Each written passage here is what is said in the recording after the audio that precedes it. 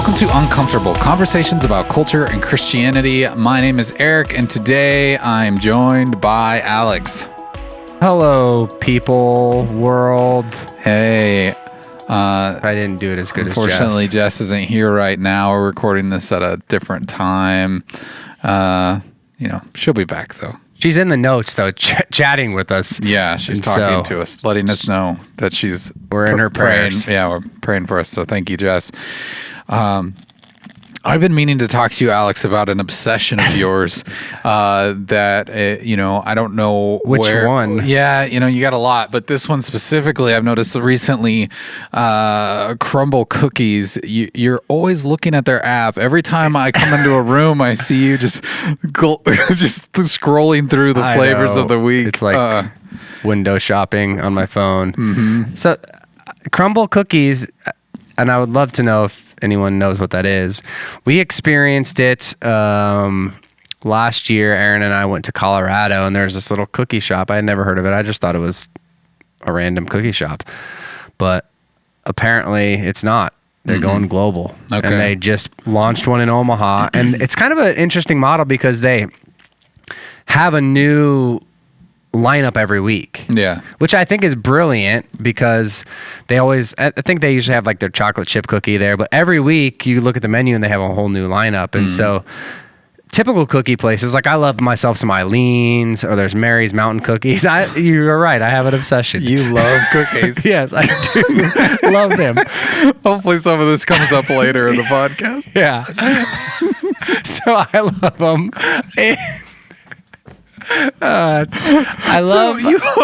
Anyways, off the rails. We're good at getting off the rails.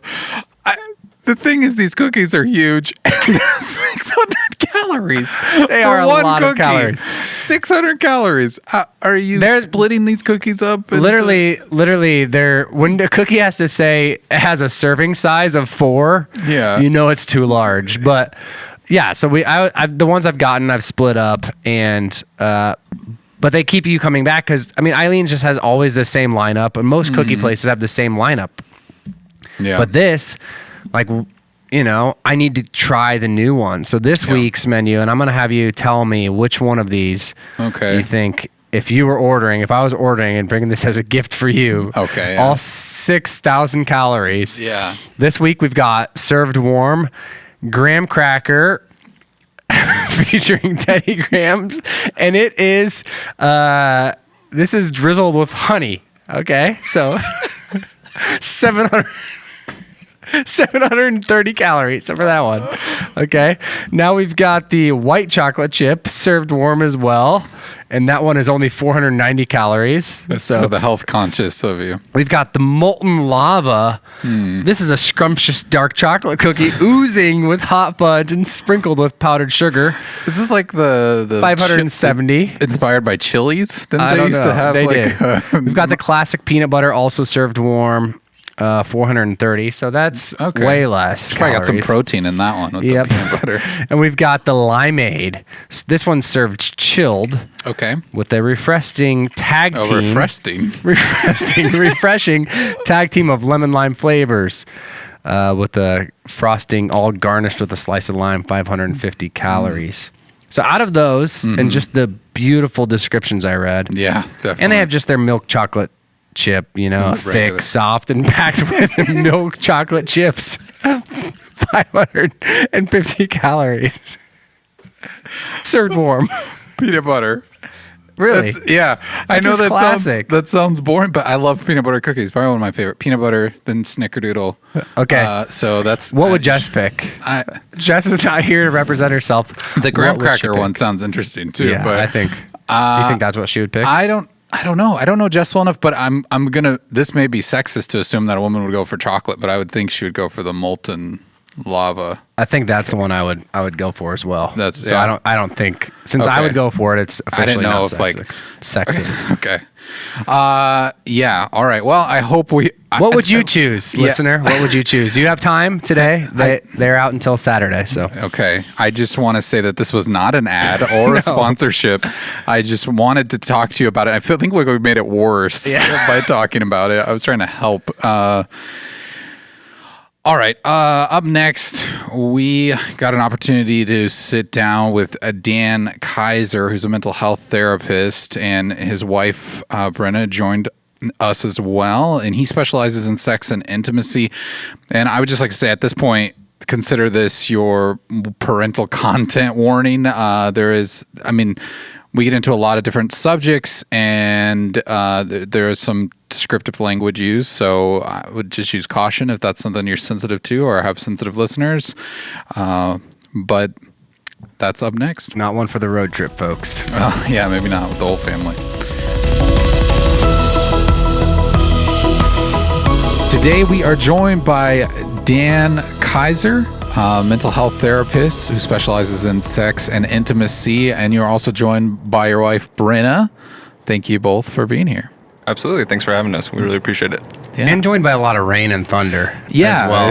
If you hear some strange noises in the background, the studio is usually more quiet than this, but we have a storm directly above us. So anyways, tell us quickly or briefly a little bit about yourselves. Maybe do you have for people that are from CCC who are listening to this, what's your connection to the church, or even in the local area? What's your connection? Yeah, absolutely. Would you like to start? Sure. I grew up in the church. I've gone here from when I was born until I was in high school, and then we got married after college and found our own church. But my parents still go here, and my brother and his family, and they're very active in the church. Awesome. Yeah, and my family arrived in Omaha in the 90s, and that's when I was born. They pretty quickly came to this church and found a home here. They also became missionaries in 99 through 2001. We went to the country of Nepal, lived there for 2 years. Our whole family came back, and they're still very connected with the Nepalese community and love serving in that way. And as far as kind of being connected to Omaha, so I have my private practice here. It's called Triple Cord Counseling, LLC. It is just me, and so I'm the sole proprietor, sole practitioner there. And like you mentioned earlier, I specialize in sex and intimacy work. That all kind of came about in, I was obviously going for therapy just as the general direction, but kind of things occurred in our life, thing after thing after thing, and it just kind of opened our eyes to the fact that sex therapy is very rare in the Midwest. I think in Nebraska total right now, there's actually 5 or 6 certified sex therapists in all of Nebraska, none of which, to my knowledge, are Christian, and none of which, to my knowledge, are faith-based at all. And so in our own experiences, we were looking for that, we were craving that, and we just couldn't find it. And so since I was kind of in the training process of becoming a therapist, I said, this is a need I want to fill. I love talking about this. I love just being able to give people the space and time to talk about something that is typically not addressed. Yeah, it's super taboo for sure, Absolutely. especially probably in the world at large, but in Christian culture, probably even more so. It's taboo. And I think we're seeing more and more of a willingness, hopefully, to seek mental health and to seek hopefully healing in a culture at large. And in the church, it's not as stigmatized, I think, counseling and therapy, but it's definitely one of those things when you get into these specialty areas that, in a purity movement, purity culture that the church has created, it's become one of those taboo things. Like, what's going to happen to me if I share any of this stuff, or, that's cool that the Lord led you guys to that area. So, Thank you.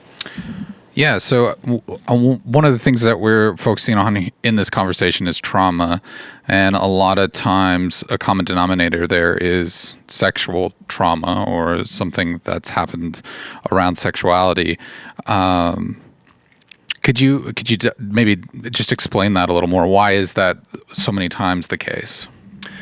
Yeah. So Brennan and I were actually discussing that earlier, as to kind of what makes sexuality and just intimacy in general kind of the scapegoat for trauma. And it really just comes down to that intimacy and sexuality is probably the most vulnerable thing that you can do. When you are truly engaging in an intimate way, then there's emotional intimacy, there's spiritual intimacy, along with, of course, the physical intimacy.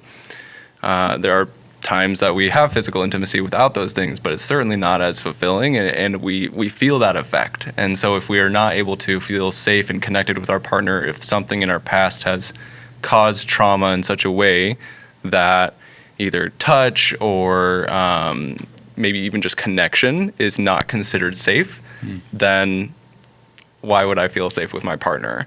Why would I feel safe with my spouse? Yeah. And it seems like that, I mean, it doesn't seem like it's part of the being created in the image of God.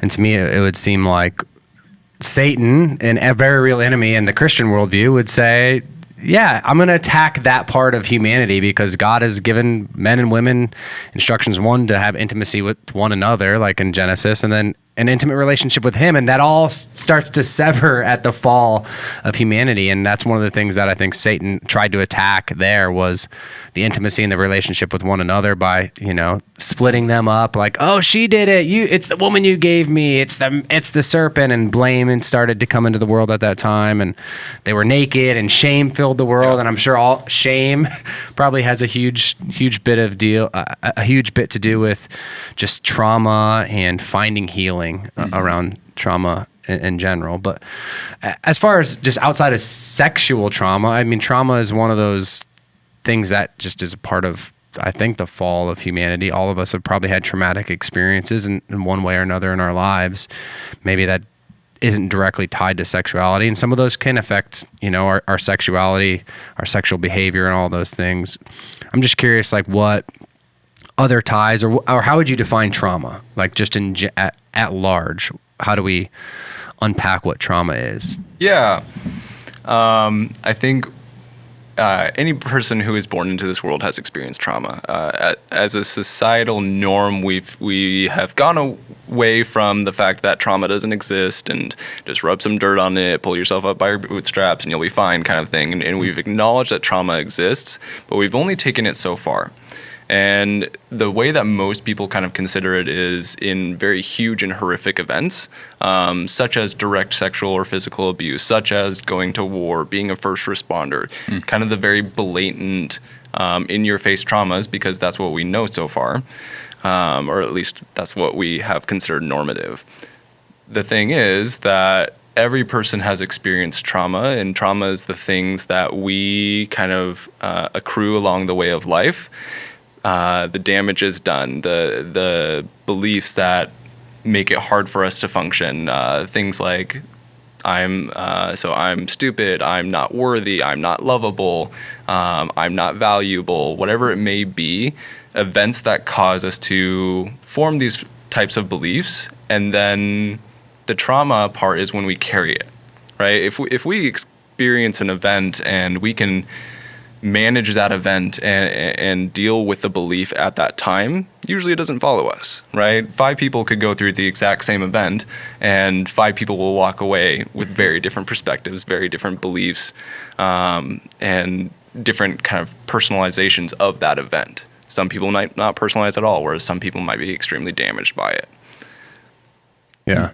I remember growing up, and I've talked about this before on the podcast, like, before I mean, brief memories of like our house got robbed, when we were there, or we were out of town. And I remember like walking into our family home and just stuff everywhere, and like everything was ransacked through and things like that. And I never thought about it. And then later in life, as I'm processing through and doing some counseling and stuff, and I'm like, I was always so afraid of the dark. Like I was always so like, anytime I took out the trash at night, like I would always like, and my sister would make fun of me because I'm like, you have to come out with me, to take out the trash. And there was this fear of dark and like being home alone, and even crept into my adult life, and like I need to security, like all of these things, and it wasn't until like I could put my finger, like looking back, how that traumatic moment that I'm like, that's not that big of a deal, had followed and chased me in my life and caused a lot of ripples that were probably some wise, there's wisdom from it, but then unhealthy fear, that happened and was established in my life just around dark and being home alone. And so, yeah. I think it's interesting that you bring that up, because it probably helps paint a picture of where some of these smaller things can snowball into bigger things that maybe people don't realize. Because even you sharing that story reminds me of when I was growing up, every trip we took, my dad always had these old conversion fans that he would build, and they always broke down. But he knew how to fix them. But as I became an adult, I'm like, always have this anxiety when I go on a road trip, and I never realized what it was from. I'm always like, why am I so anxious about this?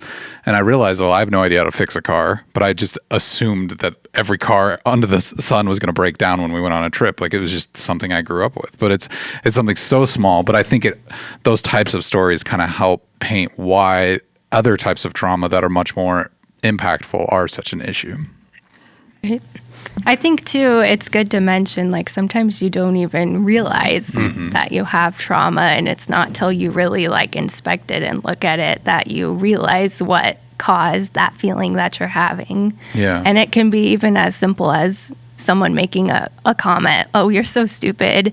And then for the rest of your life, you're thinking, well, I'm not smart enough to do this, or I'm not smart enough to do that. And it's not till you actually look at that you realize that it started at that one little comment that someone made. Yeah. Well, a lot of people are probably familiar with the term PTSD, which is, post-traumatic stress disorder. And is that when we're talking about trauma, I think, or any subject like this, sometimes I guess maybe my own fear is that we overuse a word to where it starts to be devalued, or people just throw it out there for everything. Oh, I've got trauma because of this, or I have trauma because of that. Is it still an accurate description of these occurrences in our lives, or is there a better way to talk about it? Is there a better way to define things so that we don't completely devalue a term? Or because I feel like sometimes we've been met with responses to topics like this where it's like, okay, well, everything can't be trauma, but maybe to some extent it can be. I don't know. What are your thoughts on that?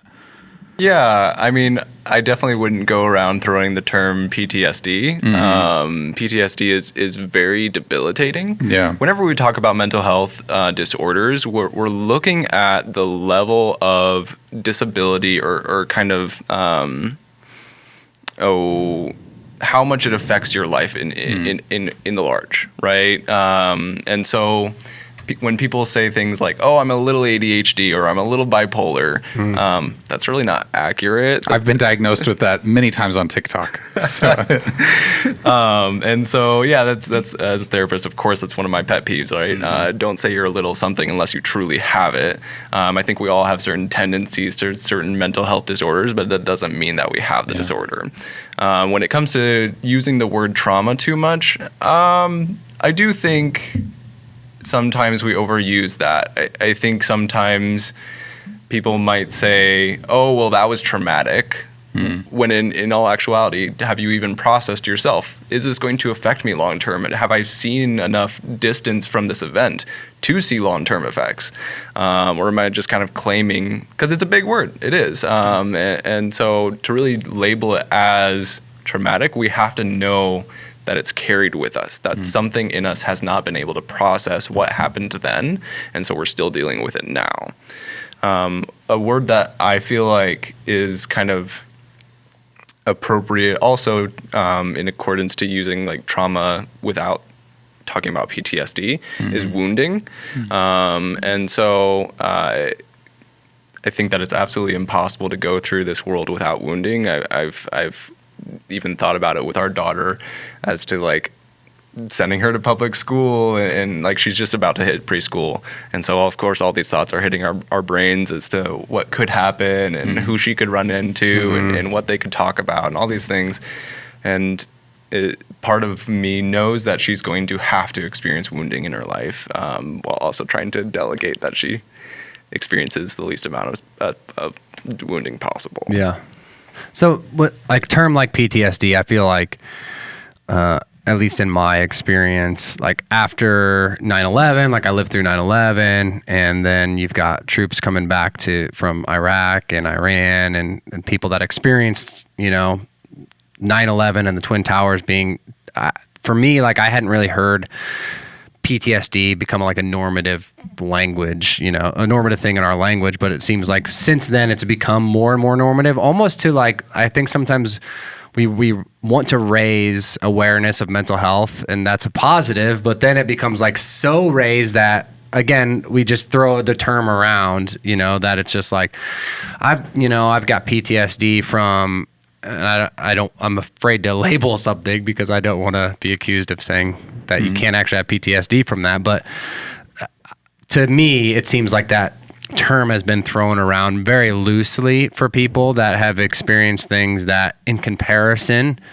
to the original understandings I had from it, from war and, some of the sexual trauma or things like that, a childhood of abuse, seems like it's kind of cheapened that term. And have you noticed that or sensed that? Is that something that is talked about in the counseling or therapy world at all? Yeah, absolutely. Don't I overdiagnose? Yeah. That's something that's extremely common, and it's something that that I and other providers continue to kind of rally behind, because a lot of diagnoses may follow a person for a very long time. If someone were to happen to potentially get a military job or a government job, something where your public records are now basically their property for the job interview, they might be disqualified for certain diagnoses that they may or may not have, right? And so we have to be very careful as providers to diagnose correctly. For a lot of things, there's assessment tools that aid us, and of course, criteria that have to be met for someone to be diagnosed with certain disorders. As a culture, I think it goes back to this idea of don't use terms that haven't been legitimately diagnosed with you and your mental well-being. And so if you've never seen a provider, don't say, oh, I have PTSD. If you've never seen a provider, don't say, oh, I have bipolar, right? Make sure you're meeting with somebody who's actually qualified to give you that label, more or less. Or OCD. Like, I hear that one just thrown around. Like, I prefer like my crayons to be in a certain color group, or I don't like when the toilet paper is flipped the wrong way. And that, like, I'm so OCD, and I feel like people throw that around like it's just like, today I'm OCD, and that's an actual disorder, right? I mean, yeah, that's diagnosable, and so yeah, I think a lot of like so many of those things I think have just become almost reversed taboo. Like, we just throw it around, and so there's that balance of great awareness, but also like it cheapens the diagnoses, or to someone that actually has that diagnosis, it feels like they're not being heard or valued in culture because everybody just acts like they do. And then you're like, you don't actually have the struggle that goes along with what I'm dealing with. And you just kind of make it a joke or make it silly. Like you brought up, Eric and his TikTok being, diagnosed many a time. So, right. So going back to the subject of sexual trauma, let's kind of talk a little bit about a starting place, a safe starting place. If someone is thinking, well, I think that's what I'm struggling with, maybe it is, maybe it isn't, what's a great place for people to start? You want to take that one? Nope. Okay. So I think when we suspect that something's going on, when we feel like this isn't normal, then it really depends on the person. Some people feel comfortable enough talking about their sexuality to friends, family, maybe church friends or groups. Chances are probably not, because it's been one of those things that has been so taboo that people feel like they have to keep it personal and really can't open up about it. But if you are comfortable enough, then obviously see what other people's experiences are. And if it still feels abnormal, then check in with a professional. Like I said before, there's not a ton of sex therapists in Omaha, but there are several. And if I were to meet with a client and they said, okay, so this is what's going on, I'm experiencing this, this, and this, I would probably pretty quickly be able to tell them, okay, well, normal is just a word. And so let's look at, is this really a problem for you? And why is it a problem? And that's really kind of the starting point to therapy and starting point to recognizing, is this truly almost like disorder material, if you want to say it like that, in the sense that it is causing you so much angst and problems that it needs to be dealt with? Or is it just kind of that you feel like you're not normal because everyone on TV and movies is having sex all the time, and it's mind-blowing, and we're supposed to have orgasms every time we have sex, and just kind of the pornographic saturated culture that we live in? Yeah. And how's that, like, how would you say just that culture that we live in is affecting, like, is this happening more often, would you say, like sexual trauma, like people are experiencing sexual trauma more often in 2022 than 1902? Or not that you can make a definitive, but would you say that it's a growing thing because of an over hypersexualized culture where sex is celebrated and has become, I mean, obviously there's times like the 70s and stuff like that people talk about. I didn't live through them, but where the liberation movement and all that kind of stuff. But would you say we're at a spot where, you know, you have a higher percentage chance of experiencing sexual trauma than ever before? And I don't think you have to have like a data point, but in your own sense and just growing up and friends, and would you say that we're in a cultural moment that does do that? Yeah, possibly. I don't know about more sexual trauma per se, but like I think that the media is giving us a false perception of what sex is and giving us wrong expectations because it doesn't happen like it does in the movies. It seems so easy and so simple and so good, and it doesn't just naturally do that. You do have to work at it and communicate, and they don't show that in the movies. They don't talk about, oh, is this good for you? Like, it's just all natural and passionate, but it's not always like that. And because that's all we have to go on, because our society doesn't talk about it much, we don't realize what normal really is. Yeah. Every movie, just someone gets thrown up against a wall, right. You know? And I'm absolutely. Like, is that what it's supposed to be? I'm supposed to get married and throw my wife up against a wall? I mean... Yeah, and they don't even have to know each other in the movies, right? And so what does that do for our expectations for marriage? Well, if it's that good when they don't even know each other, how good should it be when I get married? And it's just, it's very damaging to reality. And, you know, there are people out there that can have a very easy, very natural sexual experience just because their bodies and their brains are able to do that. But there's plenty who can't. And so we have to kind of give license to that and give awareness to that because people just don't know that other people struggle, I think, sometimes. Yeah, and it's probably very rare or the chances of in a couple, both of those being like the people that are like, hey, this is very easy. This is very simple. Anytime you're bringing a couple together, you know, and just in premarital counseling, this is like, it's like one of those awkward, we need to talk about this kind of stuff because how you saw it modeled even in your family and affection and all of those things are really, you know, they're going to be pointers towards how intimacy goes in your relationship. And right now, maybe everything's good because you're so in love and everything's cute and fun, but you're going to run into some bumps in the road that affect intimacy, not just sex, but other things. So what are other factors maybe that you would say outside of sex that affect intimacy in relationships that can affect sexual intimacy? Does that make sense? Yeah. My question. Communication is huge. Bit, sorry. And so if we can't communicate with our partner, if we can't feel emotionally safe with them, then oftentimes sex isn't great, or it's kind of pushed by the person who wants sex first before they kind of emotionally connect.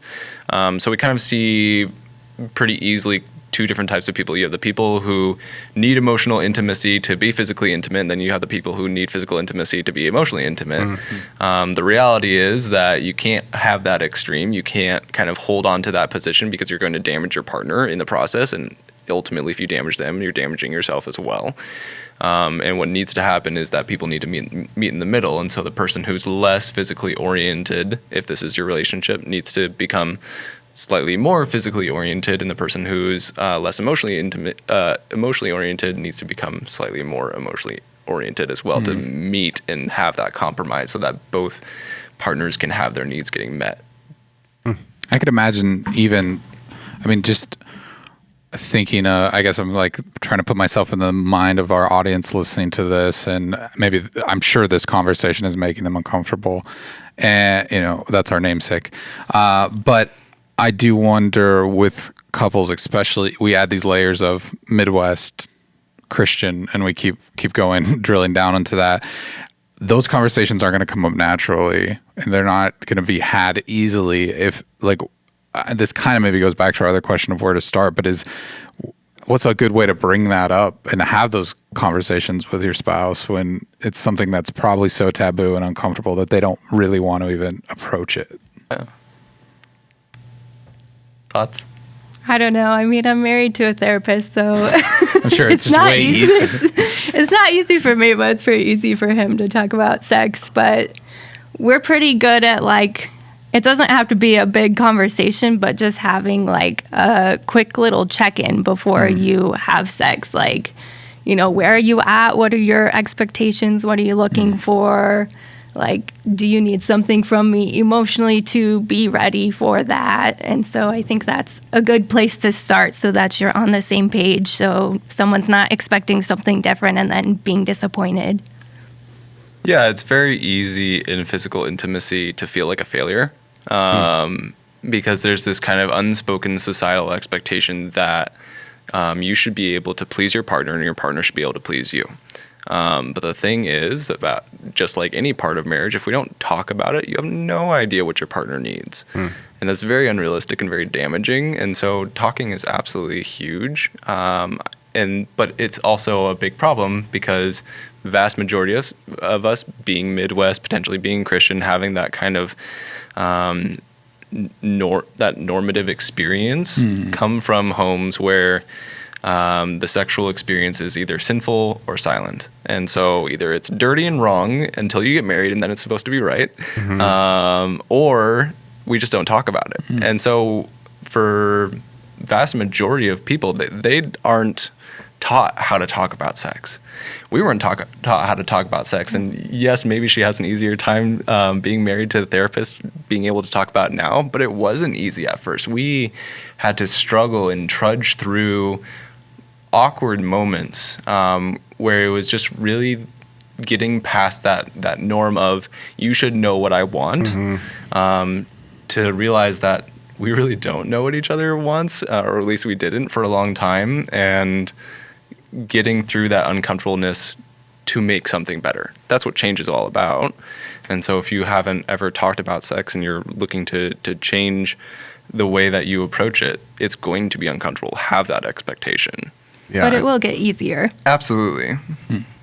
So, I mean, as somebody maybe that is, bound by shame and they've got, they've been married for a long time and they're just like, I don't want to go back there and share that. Like, there's sexual trauma in my past and I'm healed of that, or I'm past that. But then they start to feel that creeping up maybe in the relationship. And they're like, man, I've been forgiven. Like, I've repented of that.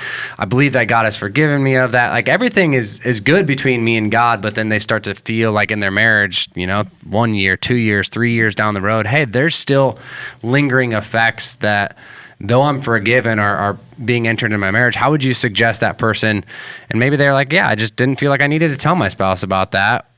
Or maybe they felt like they needed to and they didn't. And that's just reality. How would they start to have those conversations with a spouse? Or where's the starting point with that of somebody that's like, okay, I'm in this situation. I want freedom. I want out of this situation. I want to start talking about it. But I've just built 5 years, 10 years of history with the person that we don't know how to talk about it. So how would you start to, maybe coach or talk somebody through, hey, there is a starting point. Freedom can always be found. How do we start to get there or dig ourselves out of maybe a hole that we've not purposefully created, but we find ourselves, we're in a pit and we want out? Yeah. Well, first, I guess I would like to offer encouragement in that I think that it is scary to be vulnerable, but if our spouse is not for us, then why are we in this marriage? Like, why did we start this marriage in the first place? That's something that's very common as spouses, that it can feel like that person might be my enemy. And if we have a lack of communication, we don't know how to handle conflict, and things just kind of have this unhealthy nature, then yeah, it absolutely does feel like our spouse can be our enemy. But the truth of the matter is, if you work on things together, you can work on them much more effectively than you ever could on your own. We live in a culture where terms like self-love and self-validation are starting to kind of pop up very commonly. And while it has some merit, it has some value, no one can encourage you like someone else. And so if you have somebody that you trust and you love and you respect, their encouragement, their knowing more about who you are and what you've been through is going to be way more validating than just kind of walking through it yourself. And yeah, as far as an issue that maybe we felt like we've dealt with before, but we're starting to deal with it again now, or maybe we're just noticing the symptoms finally, the body keeps the score. And it doesn't forget trauma. The emotional memories are much deeper than the more tangible memories. We see all the time in trauma, people kind of experiencing things that they have no idea where it's coming from. But in reality, it's something that happened years ago, but the emotions in the body remembers. And so if things aren't going great, there's probably a reason for it. And out of personal experience, I would say don't trudge through trauma. Don't just suck it up and hope it's going to get better, because you're probably going to do more damage in the waiting than you are in the process of healing. Yeah, definitely. And I think, too, if someone's feeling like forced to do something that really isn't going well for them, like if it's bad for them, it's going to be bad for their spouse, too. That's good. Is it possible for a person to have experienced trauma without really knowing it or identifying that and go years and years and years without it actually coming up? Is that a common occurrence that you find? Yeah, absolutely. Again, it kind of it comes full circle around to one of the things we addressed earlier, which is what is trauma. And oftentimes we don't, trauma doesn't usually become trauma to a person until they label it so. And so if you haven't identified what's affecting you, you're powerless to it. I heard something on actually one of your guys' previous podcasts that I really enjoyed. And someone said, a crisis is always worse before it is brought forward than after. And it's this idea that when something is festering and unknown, it creates so much more damage than when we bring it to the light. And so what people don't realize is many things can cause trauma to our sexuality and to our ability to be intimate. That can be the way that we feel valued. That can be the way that our spouse talks to us, the way that they connect with us. It can even be something as seemingly inconspicuous as even medical trauma is something that people don't often think about. So especially for women, they kind of are expected to go to medical providers, OBGYNs, at a young age. That's a very vulnerable experience. And oftentimes, as parents, we haven't done the best job at instructing our children to say that, nope, this is my body and we're going to have a conversation and then I might let you touch me if I feel safe. Yeah. Right. It's this kind of experience of this is just what you do. And even adult women might talk about going to the OBGYN and they hate it. And they might even have the best, sweetest doctor in the world. But if you're not used to that and if it's something that is particularly difficult for you, we as a society have a hard time labeling it as trauma because it's under a professional. But yet, if we internalize that as such, that's definitely something that can bleed into your relationship. Yeah. So all sorts of trauma can affect our sexual well-being. How do we start to know or sense like it is trauma affecting me sexually? So maybe it's trauma from whatever it might be, an eating disorder or an OCD, and you're like, I can't draw the line from that to how it could affect me sexually. How do we start to know or sense that traumas that we've experienced are in fact affecting us and our sexual well-being? I mean, I think it could be, like you said, I mean, not even sexually related things at all, maybe something you believe about yourself. And so then when you do have sex, which is a very vulnerable thing, that's when a lot of those insecurities and lies and things that you believe really come out. And so I think just checking yourself, like, am I feeling some sort of negative feelings when I do this?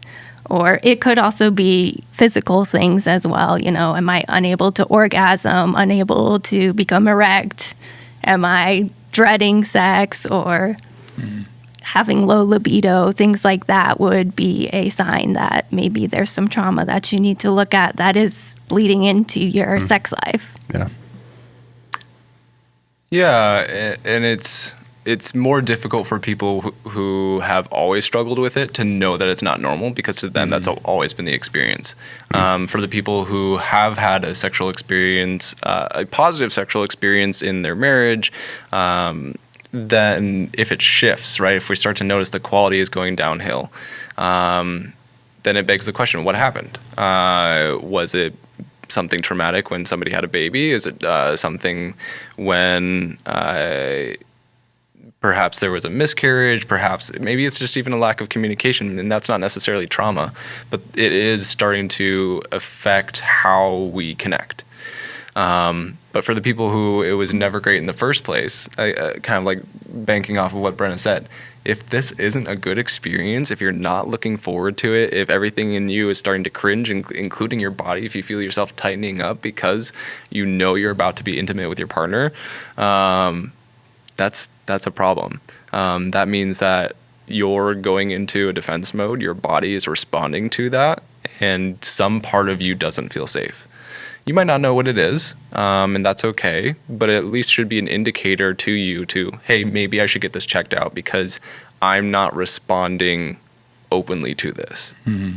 Yeah, and I can imagine, you know, other things in life as our bodies break down, these things can be introduced later in marriage. I mean, I think of someone that has prostate cancer and that being removed, breast cancer, some of those things that can affect just your body. And then you've got menopause, erectile dysfunction. I mean, all of these things can start to, like, maybe things were great for 20 years, you know, and then all of a sudden these things are introduced into your life, or like you said, a miscarriage or other things that could break down on our body, but then would begin to affect maybe how we view ourselves, or other traumas that can be introduced all of a sudden. You know, you're like, what?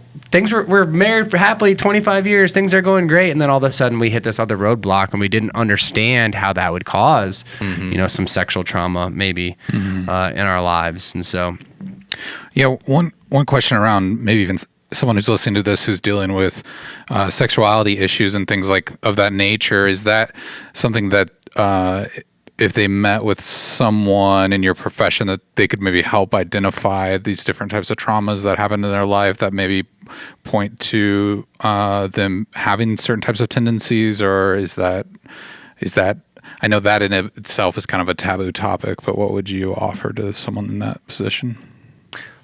I think you're going to have to be a bit more descriptive. Okay, sure. For me. Yeah, because I think a lot of times whether it's sexual orientation or maybe sexual preferences that would be considered taboo, or different things like that, a lot of times those sorts of things are either formed from maybe abuse, or even just habits that people had through puberty or things like that. Is that something that that could be considered trauma that happened to them, or is it just on a spectrum that things kind of could be labeled a number of ways that makes it too difficult to kind of throw the dart at it and say this is what it is? Yeah, that's rather difficult to kind of put a general idea on.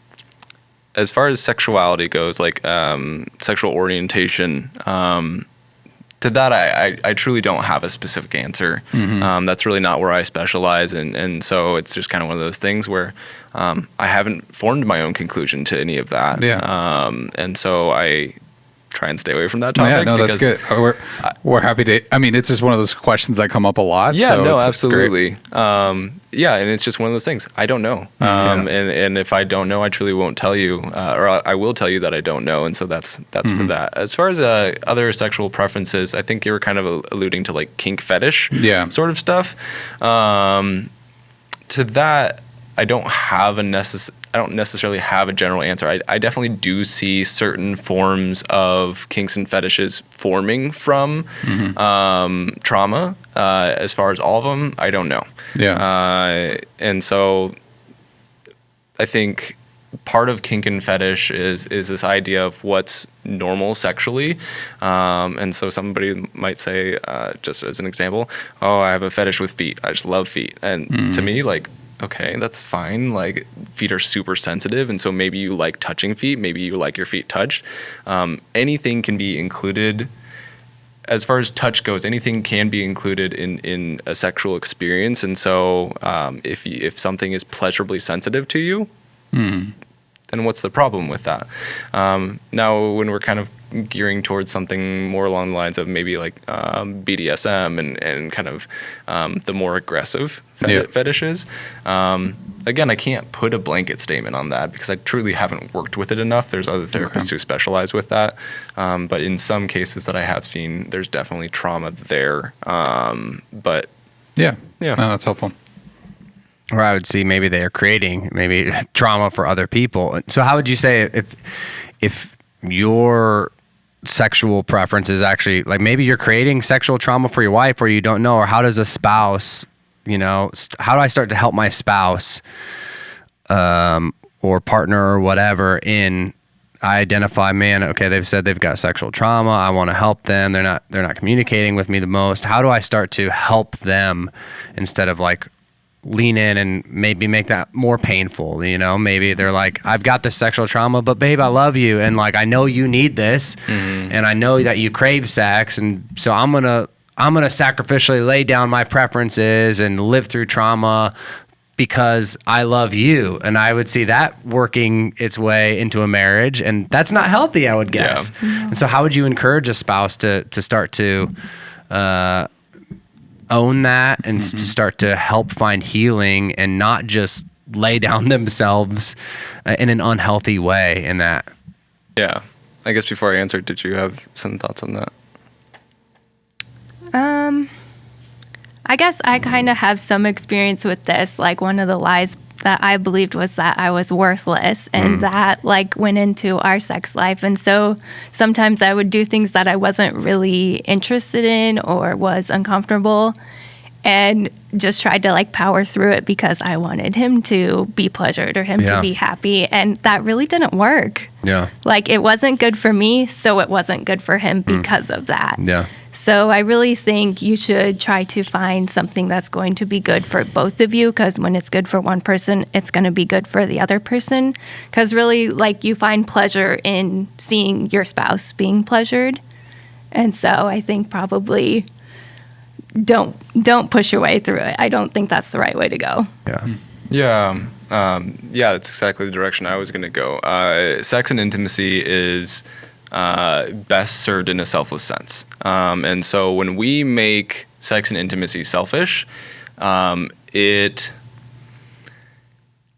don't necessarily want to put the label on it that it will fail, but it will be much less satisfying than the experience where it becomes selfless.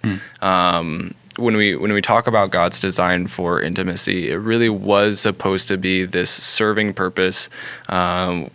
People will misuse the Bible verse that people misuse all the time, that women are supposed to submit themselves to their husbands. Well, if you look at that section, right, there's about this much that the women are supposed to do, and there's about this much that the men are supposed to do. Way more, because in order for a woman to submit herself to her husband's got to step up to the plate. right? He's got to protect her. He's got to make sure that she is cherished. He's got to make sure that she is being put on a pedestal way above him, right? God is telling us this because we're selfish by nature. We want to kind of seek our own pleasure, and we see that in our culture. And again, referencing the pornographic saturated culture, it's all about me, how I feel, the pleasure and orgasms and experiences that I'm getting. But it's empty. You will not walk away from that experience feeling terribly satisfied. When you give up yourself for your partner, that's where we find satisfaction. That's where we find this God-given intimacy in the way that it was intended to be. How do we balance that, though, if you're like, I want to be a good wife or a good husband, and this is not comfortable for me, but I'm doing this out of self-sacrifice? Like, how do you challenge maybe that other spouse to say, okay, or how do they begin to speak up for themselves if they're like, no, I'm using that passage, I'm saying I'm doing this that I don't enjoy because this is what service looks like for me. Like, how would you start to say they should start to have that conversation? Or does that make sense? Because I get like the self-sacrifice, but I think in some scenarios that can be painful or lead to more damage because that spouse is like, no, I'm doing this because I love you. And the husband maybe doesn't realize because she hasn't said, or he doesn't realize because she hasn't said, or whatever the scenario is, that, no, this is actually painful and this is traumatic and this isn't serving you. Does that make sense? Yeah, I mean, I think intimacy is supposed to be about connection and that you're both enjoying it. And so I think that you're not really having good intimacy if you're not able to both connect and enjoy, which you obviously wouldn't be able to if it's painful or uncomfortable. And I think we kind of have this idea that like sex has to be like penetration, but it doesn't. There's a lot of other things that can be included. And so like maybe you just need to get creative and try something different. And there's like a lot of different things that you can do. If there's some specific thing that's not going well, then like try out something new and find a different way where you can be intimate and connect. Yeah, we should stop there. We don't want to get an X rating, on our podcast. No, that's helpful. Seriously, thank you. Yeah. Oh, go ahead. Oh, I was just gonna say that there is this definite need for connection, right? If you're not communicating beforehand, if you're not talking about what you do want, what you don't want, if you're not talking during intimacy about, hey, let's try this, encouraging your partner. I always tell people, don't tell your partner what not to do, because that just gives them 100 other ways to fail. Tell them what you do want. Tell them what does sound good.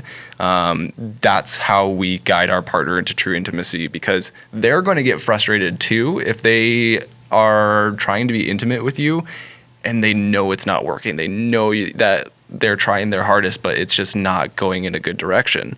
And so give them ways to succeed. That's how we find intimacy is by listening and providing that to each other. And sometimes we don't know, so we just have to explore. Maybe let's try this. Maybe let's try this.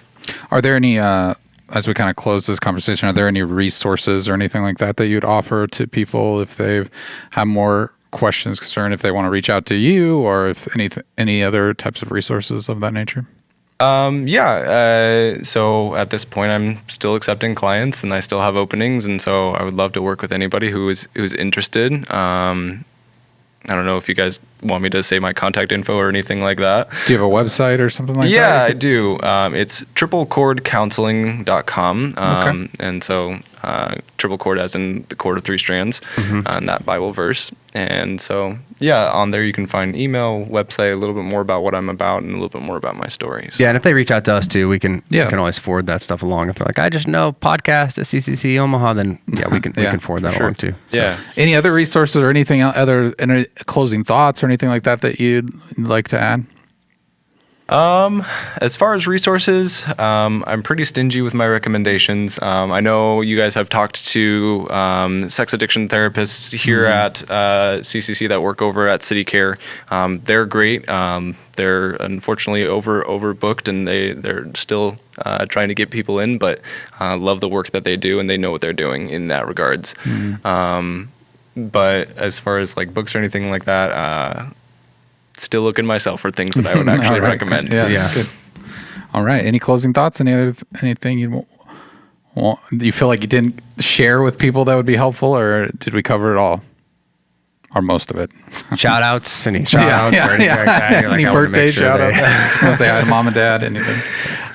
No, but thank you. Honestly, thank you seriously. For being vulnerable and sharing with us. I know this topic is it's difficult for a lot of different reasons, but just I think maybe even giving examples of how to have these conversations can be beneficial to people that are listening. So thank you for your time. Really appreciate that. Yeah, thanks for having us. Yeah, and I would say, we do want people to find hope and freedom. And so seriously, if this is a resource that's helpful for you, send it out to other people or reach out to us, and we'll get you in contact with Dan, or, if you have other questions. Like, we don't let this stuff be repressed. If this is like even triggering for you and you're like, man, I want hope and healing, man, we believe that it can be found, and we want to help you find those resources. For sure. So that does it for this episode. If you have any other questions or concerns, you can reach out to us on social media at CCC Omaha, or you can send us an email to podcast@cccomaha.org. But until next time, we'll talk to you then.